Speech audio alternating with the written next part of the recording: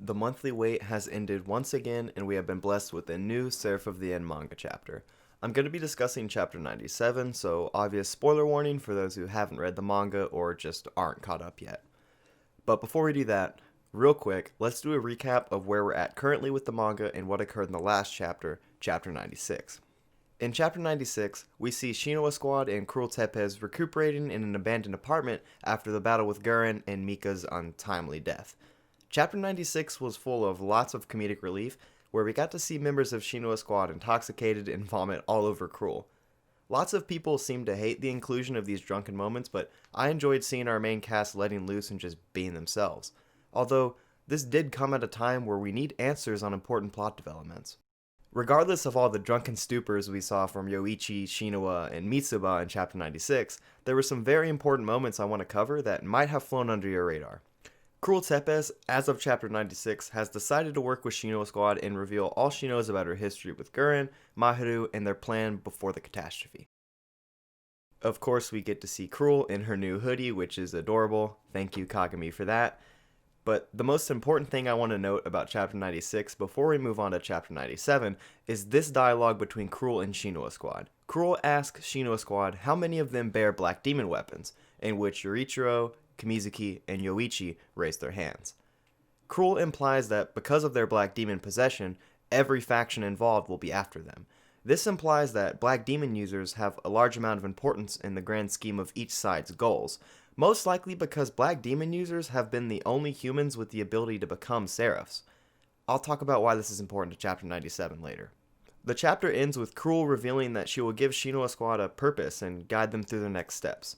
Cruel begins to reveal her plan and claims that Mahiru Hiragi was the one who initially brought this plan to Cruel.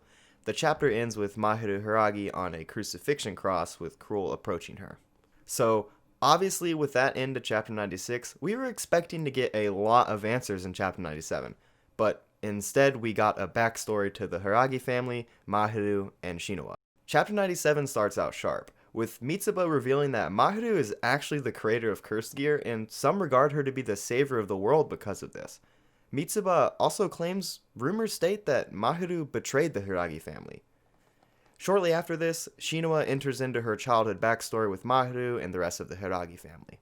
Shinoa reveals she was born a scientific guinea pig at the behest of her entire family, subject of a Hiragi experiment to birth exceptionally talented children. Seed was taken from the head of the Hiragi family and imbued with a curse that would birth children with demons already inside of them. We then learn that Shinoa and her sister Mahiru were the only two guinea pigs to actually survive these experiments. Shinoa also reveals that her mother disintegrated upon her birth because her mother's body wasn't able to withstand the curse energy. It is not certain from my knowledge whether or not Mahiru and Shinoa come from the same mother. In what appears to be a training arena, we see a much younger Shinya, Kirito, and an unnamed character who I can only assume is the last Hiragi sibling, Saishiro. It is revealed through a short conversation with Shinoa and Shinya that Shinya was adopted into the Hiragi family to eventually marry Mahiru, and that was his purpose all along. It's also noted that Shinya is much more powerful than Saishiro, who he let win their training match. Mahiru's inherent strength is revealed through a duel with Kirito, where she easily wins and just mocks him.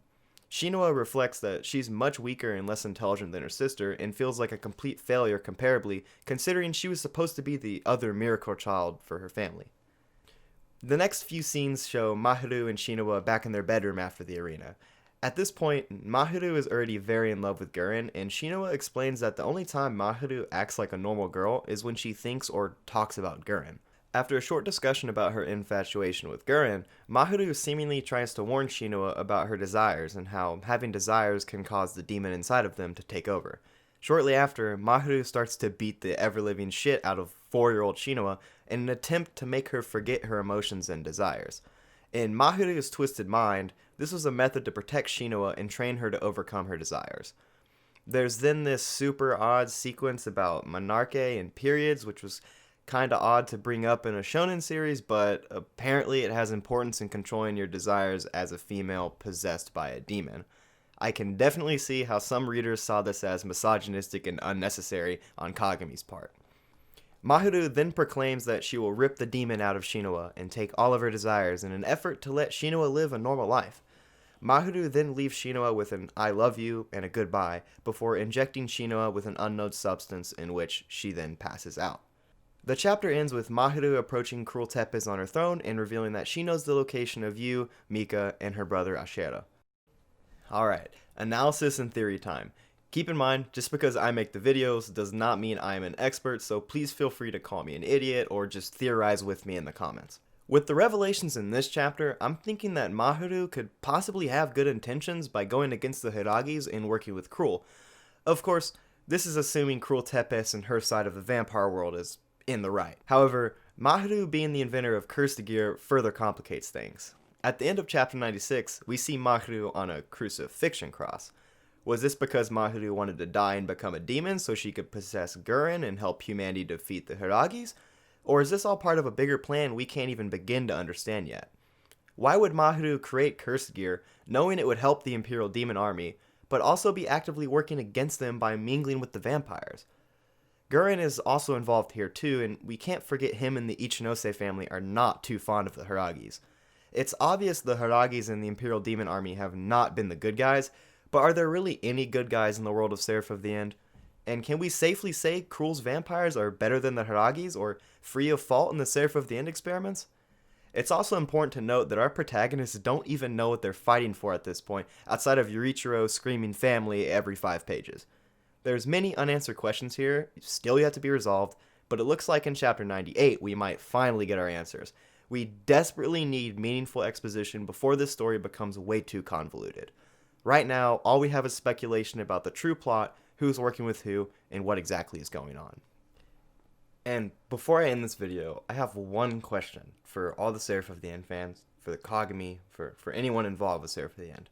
Where is Narumi?